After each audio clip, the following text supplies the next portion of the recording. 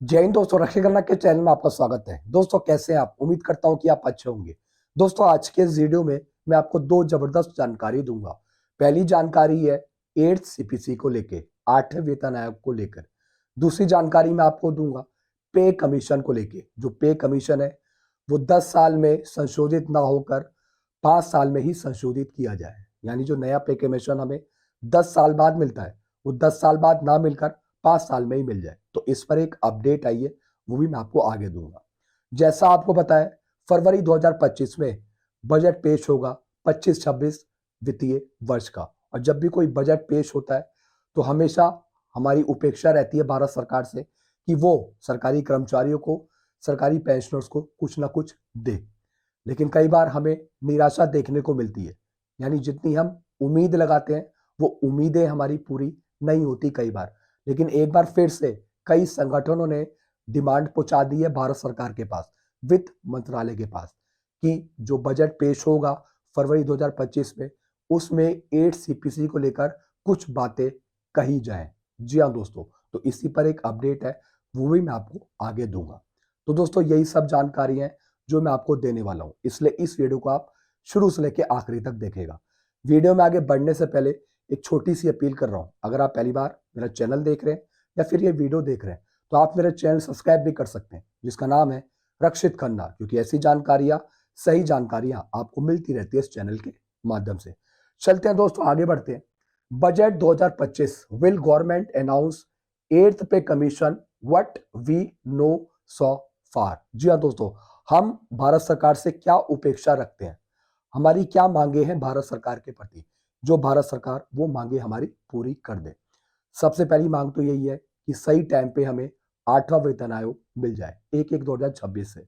और वो तभी मिलेगा जब भारत सरकार अभी कुछ करेगी। जी हाँ दोस्तों, तो दोस्तों जो बजट पेश होने वाला है फरवरी 2025 में, उसमें क्या होगा, हमारी क्या उपेक्षाएं हैं भारत सरकार से। जी हाँ दोस्तों, और जो संगठन है उन्होंने डिमांड पहुंचाई है भारत सरकार के पास कि बजट में कुछ ना कुछ भारत सरकार कुछ कहे।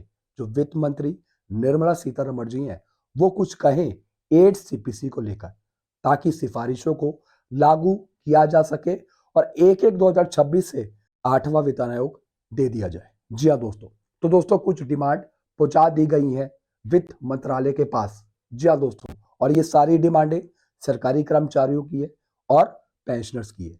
एक और चीज दोस्तों मैं आपको समझाऊंगा, 2024-25 का जो बजट पेश हुआ था फरवरी में, उसमें भी 8 सीपीसी को लेकर कोई बातें नहीं रखी गई थी। जी हाँ दोस्तों, फिर से कर्मचारियों को, पेंशनर्स को निराशा हाथ लगी थी पहले की तरह। जी हाँ दोस्तों, यानी हर एक साल बजट पेश होता है लेकिन उसमें सरकारी कर्मचारियों के लिए, सरकारी पेंशनर्स के लिए कुछ नहीं होता। तो इस बार आस लगाई जा रही है संगठनों द्वारा कि इस बार ऐसा ना हो। यानी फरवरी 2025 में जो बजट पेश होगा उसमें कुछ अच्छा निकल के आए पेंशनर्स के लिए और सरकारी कर्मचारियों के लिए। जी हाँ दोस्तों, तो सबसे पहली अपडेट तो यही थी कि जो डिमांड थी आपकी 8 सीपीसी को लेकर वो पहुंचा दी गई है वित्त मंत्रालय के पास। अब दोस्तों दूसरी जानकारी की तरफ बढ़ते हैं। 10 नहीं 5 साल में वेतनमान संशोधन, 8वां वेतन आयोग फॉर्मूला, 8th पे कमीशन, नहीं करना होगा इंतजार, नए साल पर वेतन में संशोधन, 10 नहीं 5 साल का फॉर्मूला तैयार। जी हाँ दोस्तों, दोस्तों 10 साल तो बहुत लंबा अंतराल होता है। काफी पेंशनर्स, काफी उनकी डेथ भी हो जाती है, किसी को कुछ बीमारी है, कई जो पेंशनर्स है उनकी एज ज्यादा है, उनकी भी कई बार डेथ हो जाती है। तो जो 10 साल का पीरियड है वो काफी बड़ा है। तो दोस्तों कुछ नोट्स बनाए गए हैं जिसमें कहा गया है कि 10 साल का जो अंतराल है वो बहुत बड़ा है। तो 10 साल में पे पेंशन रिवाइज ना करके 5 साल में किया जाए। जी हाँ दोस्तों, यानी जो पीरियड है वो 10 साल को कम करके 5 साल कर दिया जाए। तो दोस्तों क्या आप इस बात से सहमत हैं? तो आप नीचे जरूर कमेंट करिए। क्या आप चाहते हैं कि 10 साल में आपकी पे और पेंशन रिवाइज ना होके वो 5 साल में कर दिया जाए? जी हाँ दोस्तों, अगर आप ये चाहते हैं, अगर आप ऐसा सोचते हैं तो आप जरूर नीचे कमेंट करेगा। चलते हैं दोस्तों आगे, विस्तार से जानकारी लेते हैं। 8th पे कमीशन की पहले हम थोड़ी सी बातें कर लेते हैं। केंद्र सरकार के कर्मचारी और पेंशन भोगियों के लिए वेतन संरचना को हर 5 साल में संशोधित करने की मांग जोर पकड़ रही है। Confederation of central government employees and workers के महासचिव एसवी यादव ने इस मुद्दे पर प्रधानमंत्री नरेंद्र मोदी को पत्र लिखकर 8वें वेतन आयोग के गठन की मांग की है। जी हाँ दोस्तों, 8वें वेतन आयोग के गठन की जो मांग है वो बहुत पहले से ही चलती आ रही है। और दोस्तों, जैसा आपको बताया, जो पे कमीशन हमें मिलता है वो 10 साल बाद मिलता है। और ये भी बताया जा रहा है कि 10 साल में कोई नया पे कमीशन हमें ना मिले, 5 साल में ही कोई नई टेबल हमें दे दी जाए या फिर कोई नया पे कमीशन हमें दे दिया जाए, क्योंकि 10 साल का जो अंतराल है वो काफी बड़ा होता है, पीरियड काफी वो बड़ा है। फिर दोस्तों आगे का लिखा है 10 साल की जगह 5 साल में वेतन संशोधन किया जाए। वर्तमान में केंद्र सरकार का वेतनमान हर 10 साल में संशोधित होता है। जैसा आपको पता है, जो सरकार नया पे कमीशन देती है वो 10 साल बाद देती है, लेकिन बढ़ती महंगाई और जीवन यापन की लागत के कारण इसे 5 साल में संशोधित करने की मांग की गई है। जी हाँ दोस्तों, जैसा आपको पता है, दिन प्रतिदिन हर एक साल महंगाई बढ़ती जा रही है, मुद्रास्फीति की जो दर है वो भी बढ़ती जा रही है। तो इसको देखते हुए 10 साल का जो पीरियड है वो काफी बड़ा पीरियड है। जी हाँ दोस्तों, 10 साल में तो काफी चीजें चेंज भी हो जाती हैं। जी हाँ दोस्तों, तो इस वजह से 10 साल ना करके 5 साल में ही पे कमीशन दिया जाए या फिर पेंशन टेबल रिवाइज करी जाए। कॉन्फेडरेशन ने तर्क दिया है कि डीए महंगाई भत्ता 53% तक पहुंच गया है, जिससे कर्मचारियों की वास्तविक मजदूरी का मूल्य घट रहा है। जी हाँ दोस्तों, अगर हम 10 साल में डीए डीआर की वैल्यू भी देखें तो वो भी काफी चेंज हो जाती है, वो भी मुद्रास्फीति पे काम करती है। तो जिस तरीके से डीए डीआर की वैल्यू चेंज होती है, जिसका असर पड़ता है पेंशनर्स पे, सरकारी कर्मचारियों को, तो उसके हिसाब से भी जो पे कमीशन बनता है वो 10 साल से पहले बनता है, 5 साल में। ऐसा दोस्तों इन्होंने कहा है। महंगाई और धन मूल्य में गिरावट का प्रभाव। 2016 से अब तक मुद्रास्फीति में भारी वृद्धि के कारण सरकारी कर्मचारियों और पेंशन भोगियों की क्रय शक्ति में कमी आई है। कोविड-19 महामारी के बाद जीवन यापन की लागत में तेजी से वृद्धि हुई है, जिससे वेतन संशोधन की आवश्यकता और भी महत्वपूर्ण हो गई है। जी हाँ दोस्तों, जो हमारी जरूरतें हैं, जो हमारी नीड्स हैं, वो बढ़ गई है। जैसे कि महंगाई ज्यादा बढ़ गई है।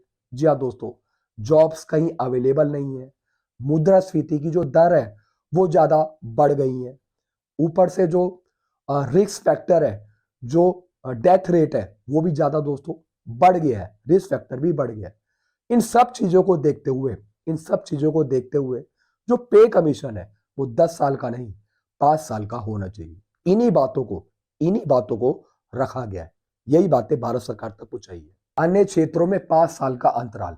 अधिकांश सार्वजनिक उपक्रमों और बैंकों में वेतन संशोधन हर 5 साल में होता है। जी हाँ दोस्तों, सिर्फ केंद्र सरकार है जो 10 साल में आपको नया पे कमीशन देती है।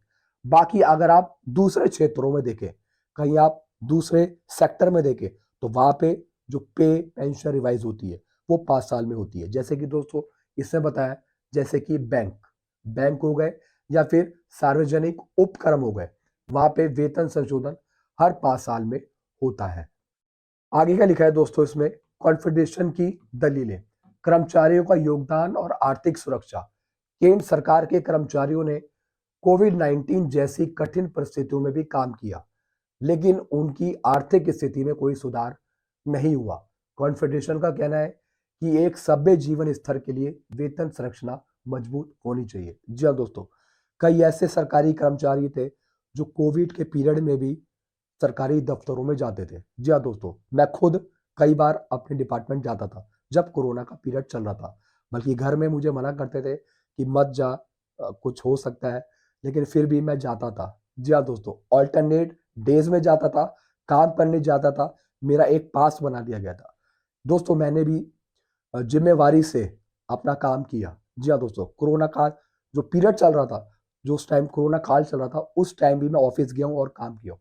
तो दोस्तों आप इसे देश के प्रति या फिर भारत सरकार के प्रति जो जिम्मेवारी है, आप उसका कर्तव्य आप उसे बोल सकते हैं। तो इसमें भी बिल्कुल सेम यही लिखा है कि कर्मचारियों का जो योगदान है भारत सरकार के प्रति, जो उन्होंने पूरा योगदान, कड़ी मेहनत करी है, तो उसका फल जरूर मिलना चाहिए। तो इसको देखते हुए जो भी चीजें हैं जो भारत सरकार नया पे कमीशन लागू करती है या फिर कुछ पेंशन टेबल लाती है, वो जल्द से जल्द करी जानी चाहिए। जी हाँ दोस्तों, पेंशनर्स के लिए पेंशन है और जो सरकारी कर्मचारी हैं, सर्विंग एम्प्लॉई है, उनके लिए पे है, सैलरी है, उसका ध्यान रखना चाहिए, ऐसा इसमें कहा है। सरकार की वित्तीय स्थिति, भारत की अर्थव्यवस्था तेजी से बढ़ रही है।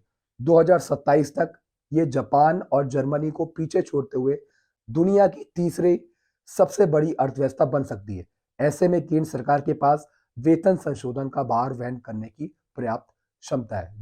अर्थव्यवस्था के मामले में भारत सरकार काफी अच्छी है। जी हाँ दोस्तों, अर्थव्यवस्था के मामले में अगर हम इकोनॉमिक कंडीशन देखें, ऐसा नहीं है कि पैसा खत्म हो रहा हो भारत सरकार के पास, ऐसा बिल्कुल नहीं है।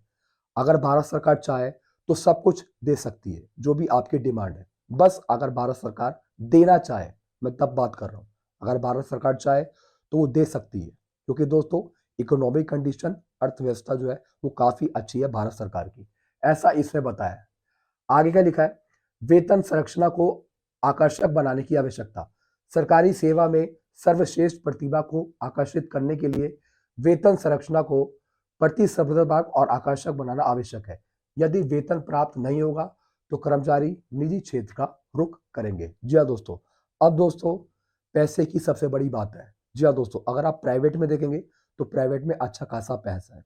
अगर आप सरकारी दफ्तरों में देखेंगे या फिर सरकारी पेंशनर्स देख लीजिए, उनकी इतनी पेंशन या फिर जो सर्विंग एम्प्लॉई हैं उनकी इतनी सैलरी नहीं होती। उससे ज़्यादा तो जो प्राइवेट में वर्कर्स हैं वो ज़्यादा सैलरी लेते हैं। अब दोस्तों इसका सबसे बड़ा कारण क्या है? इसका सबसे बड़ा कारण क्या है? अगर सब कुछ ऐसे ही चलता रहा तो दोस्तों फिर दोस्तों सब प्राइवेट की तरफ भागेंगे, ऐसा इसमें लिखा हुआ है। तो इसलिए जो वेतन संरचना है, जो सैलरी स्ट्रक्चर है, जो पेंशन स्ट्रक्चर है, उसको बेहतर बनाने की जरूरत है। जी हाँ दोस्तों, ताकि जो युवा है, जो कर्मचारी हैं, वो ठीक मन से काम कर सकें सरकारी दफ्तरों में या फिर केंद्र सरकार के प्रति। आगे क्या लिखा है, वेतन आयोग का ऐतिहासिक परिक्षेप। पिछला वेतन संशोधन 1 जनवरी 2016 से लागू हुआ था, जो 7वें वेतन आयोग की सिफारिशों के आधार पर था। केंद्रीय वेतन आयोग की रिपोर्ट तैयार होने और उसके कार्यान्वयन में 2 से 3 साल लग जाते हैं। यदि 8वां वेतन आयोग 2024 में गठित होता है तो इसे 2026 तक लागू किया जा सकेगा। जी हाँ दोस्तों, एक ही साल में सिफारिशें लागू होना या फिर कोई नया पे कमीशन लागू होना, ये नहीं हो सकता दोस्तों। जी हाँ दोस्तों, पहले सिफारिशें लागू होती हैं, उसके बाद फिर कोई नया पे कमीशन गठित होता है। तो अभी तक तो कोई सिफारिशें ही लागू नहीं हुई, तो फिर 8 सीपीसी कैसे मिल जाएगा सही टाइम पे? तो यही डिमांड उठाई है कि सबसे पहले सिफारिशों को लागू किया जाए 2025 में और फिर 2026 में सही टाइम पे इसे लागू किया जाए, ऐसा दोस्तों बताया गया है। आगे क्या लिखा है, कॉन्फेडरेशन का आग्रह। जी हाँ दोस्तों, अब संगठन ने क्या आग्रह किया है ये देखना बहुत जरूरी है।